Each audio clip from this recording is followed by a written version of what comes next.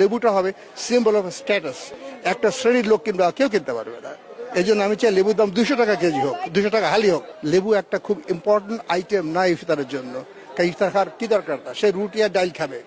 লেবু খাবে একটা একটা স্পেশাল শ্রেণীর লোক যারা শহরে বাস করে। আর ঢাকা শহরও সবার জন্য না, যেমন লন্ডন শহর সবার জন্য না। ঢাকা তোরা আসতে বলছে কে? নদী পার হয়ে তুই গ্রামে থাক, গরু চাষ, হাল চাষ কর। ওরকম লেবুর বাজারেও শুধু 2-1 জন খেতে থাকবে। তো আমি চাই লেবুর হালি কেজি 200 টাকা হোক। খুব না, এই লেবুটা যে তৈরি করছে তার কষ্ট হয় নাই, যে আনছে তার কষ্ট হয় নাই। আর এখানে আনলে যে দাম পায় সেই দামে তো তার কিছুই হয় না।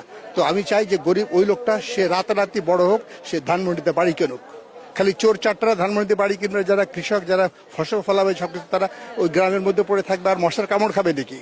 তারাও উপরে উঠুক, তারা সমাজে কাজী জিনিসপত্রের দাম বাড়ুক, তারা যেন বেনিফিটেড হয়। এইটা আমার ক্ষোভ। এই জায়গায় এই যে আমি তাদের প্রতি আমার আশীর্বাদ, এটা ক্ষোভ না।